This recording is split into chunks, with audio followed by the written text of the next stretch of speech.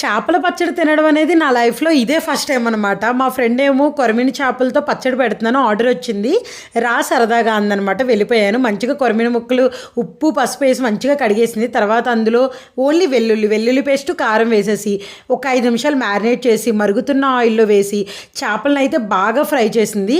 Oil అవి కూడా చాలా ప్రీమియం క్వాలిటీగా వాడుతుంది. అందుకో ఏమో చేప ముక్క పడగానే ఆ స్మెల్కే చాలా టెంప్ట్ అయిపోయాను.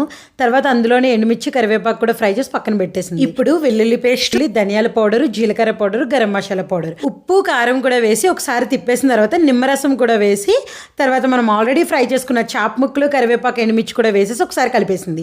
తర్వాత మెంతుల పౌడర్, ఆవాల పౌడర్ కూడా వేసేసి మంచిగా ఇంకొకసారి అయితే కలిపేసుకోండి. ఇంకా ఒక్క క్షణం కూడా ఆలస్యం చేయకుండా వేడివేడి అన్నంలో అలా పచ్చడి వేసుకుని చాప ముక్క పెట్టుకుని తింటే ఉంది అసలు అద్భుత అనే వర్డ్ కూడా చిన్నదైపోయింది. ఇంకెందుకు ఆలస్యం, మరి ఫోన్ నెంబర్ ఇస్తాను, కాంటాక్ట్ అయిపోండి.